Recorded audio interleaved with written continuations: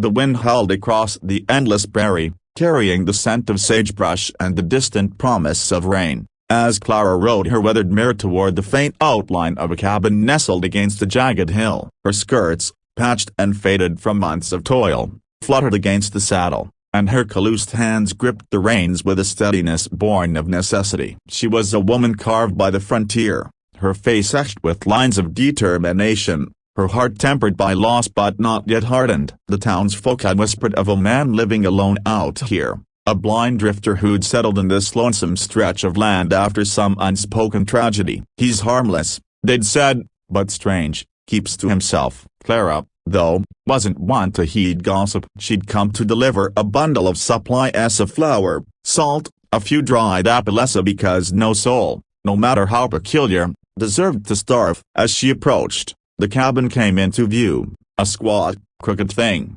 its timbers warped by time and neglect. She dismounted, her boots sinking into the soft earth, and called out, her voice steady but kind. "Hello? Anyone there?" Silence answered, save for the creak of the wind. Then, a shadow moved inside, and a man's voice, low and rough, replied, "Who's that?" Clara squared her shoulders, her heart quickening, not from fear but from the weight of meeting someone who'd been forgotten by the world. She stepped closer, her hand brushing the knife at her belt, not out of mistrust but habit. The door creaked open, and there he stood, a tall, gaunt, his eyes clouded like frost on a winter pane. His name, she'd learn later, was Elias, and though he couldn't see her, his head tilted as if he could sense her presence, like a deer catching a scent on the breeze. "I brought provisions," she said, her words deliberate, slow, as if testing the air between them. He nodded, his fingers gripping the doorframe, and in that moment,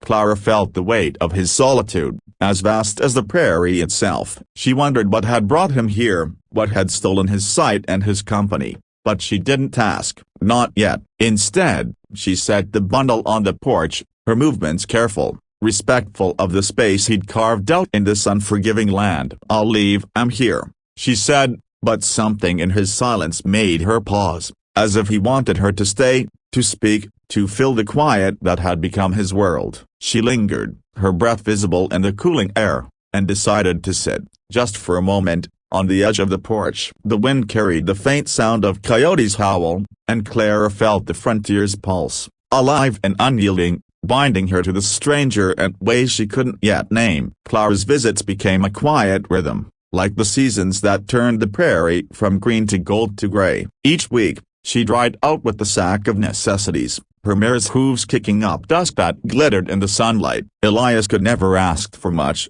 but he accepted her offerings with a gratitude that spoke louder than words. His hands, rough as the bark of an old oak, would trace the edges of the flour sacks, the jars of preserves, as if memorizing their shapes. He rarely spoke of himself, but Clara learned to read the lines of his face, the way his mouth twitched when she described the sunset or the way his shoulders softened when she laughed. She'd sit on the porch, her voice painting pictures of the world he could no longer see, the hawks circling above the ridge, the wildflowers that bloomed in defiant patches near the creek. Elias listened, his sightless eyes fixed on some distant point, and Claire wondered if her words were a lifeline or a torment. One day, she brought a small tin of molasses, a rare treat she'd bartered for in town. "Thought you might like something sweet," she said, placing it in his hands. His fingers lingered on hers, brief but deliberate, and Clara felt a warmth she hadn't known in years,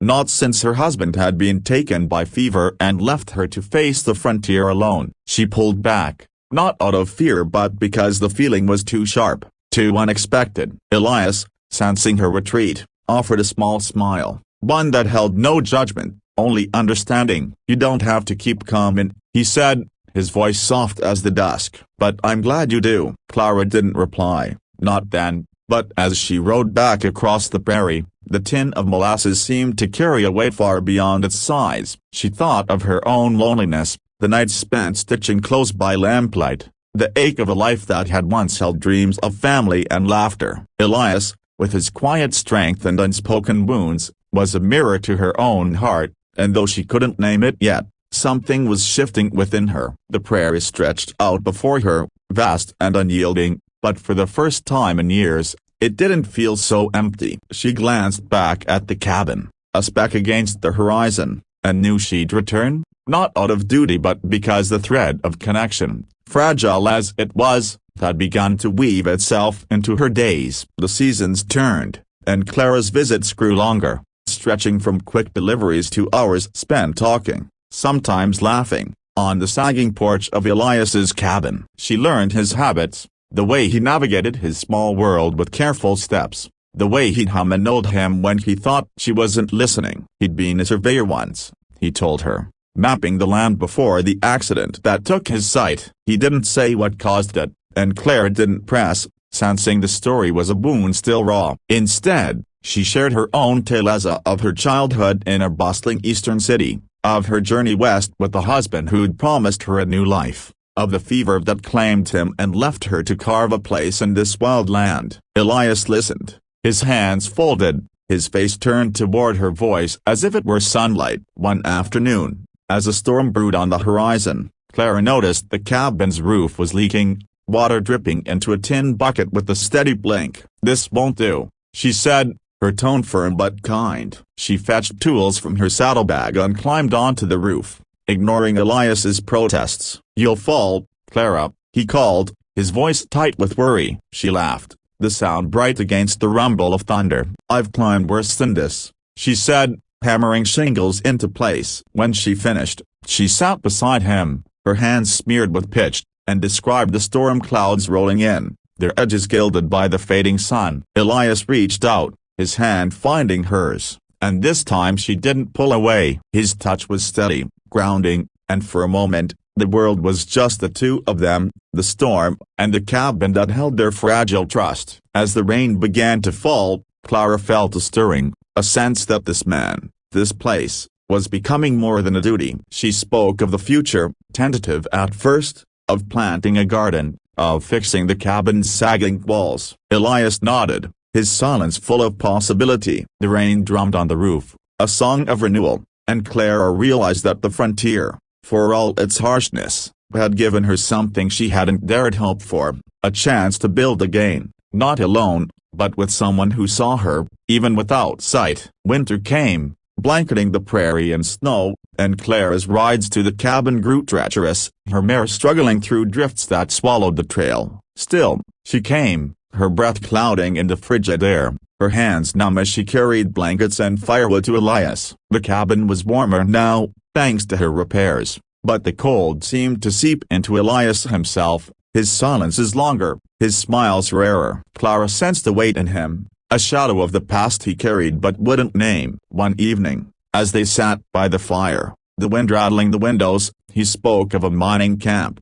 a dynamite blast, a moment of light and then darkness. "I was careless," he said, his voice barely above a whisper. "Lost my sight, my crew, my purpose." Clara listened, her heart aching for the man who'd been left to rebuild alone. She reached for his hand, her fingers tracing the scars that told his story. "You're still here," she said, her voice firm. "That's purpose enough." Elias turned toward her, his clouded eyes searching, and for the first time, he spoke her name, Clara, like a prayer. The fire crackled, casting shadows on the walls, and Clara felt the weight of her own losses lift, just a little. She told him of her dreams, buried after her husband's death, of a home filled with warmth, of a life that held more than survival. Elias listened, his hand still in hers, and when he spoke, it was of small things: a garden, a new chair for the porch, a life they might share. The storm raged outside, but inside,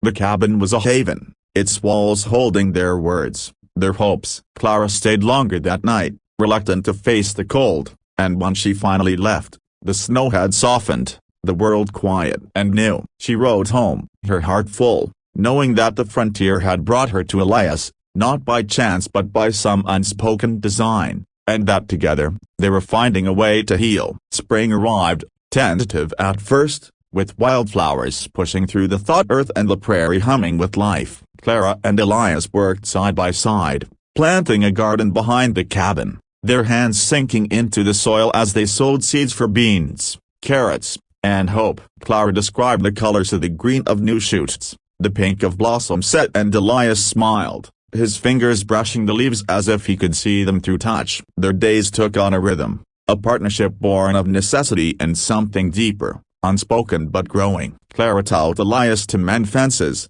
guiding his hands with her own, and he taught her the songs of his youth, his voice rough but true. The townsfolk noticed her absences, their whispers turning to curiosity, but Clara didn't care. The cabin, once a place of duty, had become a home, its walls alive with their laughter, their stories. One afternoon, as they sat on the porch, a hawk circled overhead, and Claire described its flight, her words vivid, alive. Elias reached for her, his hand finding her cheek, and for a moment, they were still, the world holding its breath. "I see you, Clara," he said, his voice steady, and she knew he meant more than her face, her form. He saw her heart, her strength, her refusal to break. Tears stung her eyes, not from sadness but from the weight of being known. She leaned into his touch, her own hand covering his, and they sat there, the prairie stretching around them, vast and forgiving. The garden grew, the cabin stood stronger,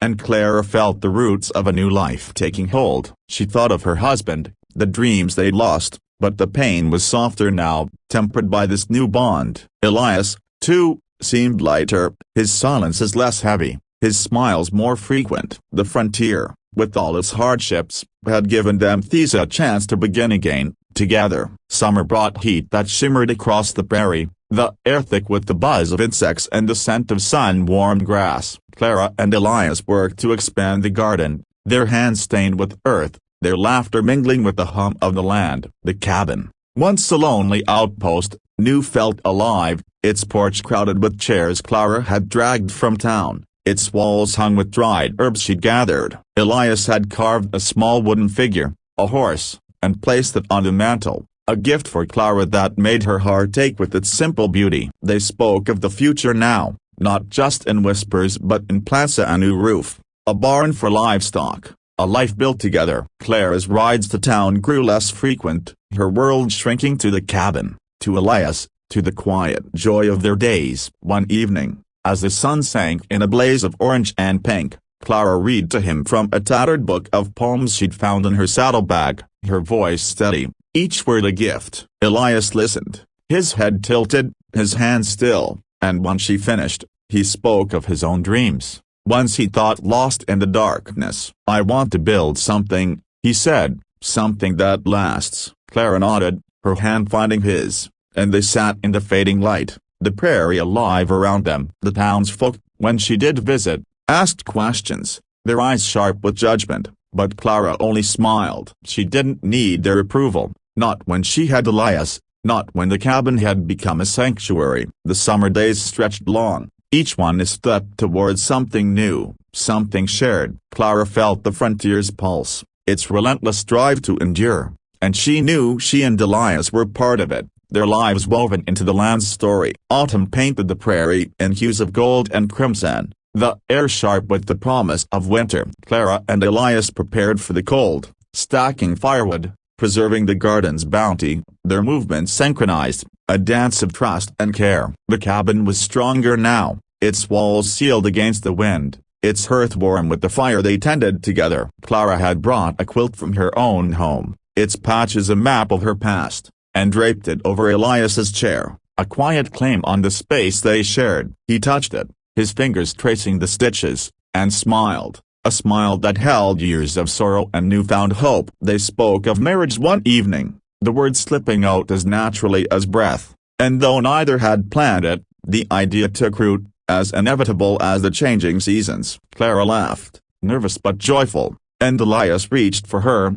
his hand steady, his voice sure. "I'd be honored," he said, and she felt the world shift, the frontier no longer a place of survival but of possibility. The townsfolk, when they heard, offered congratulations tinged with surprise, but Clara didn't care. She and Elias had built something stronger than gossip, stronger than the storms that battered the prairie. They worked through the shortening days, their hands brushing as they passed tools, their laughter filling the quiet. The garden had yielded enough to carry them through winter, and the cabin, once a shell, was a home, its walls holding their story. Clara looked at Elias, his face lit by the fire, and saw not just the man he was but the life they could have, a life of small joys and shared burdens. The prairie stretched around them, vast and unyielding, but it no longer felt lonely. As winter loomed, Clara and Elias stood on the porch, the air sharp, the sky heavy with the promise of snow. They'd built a life here,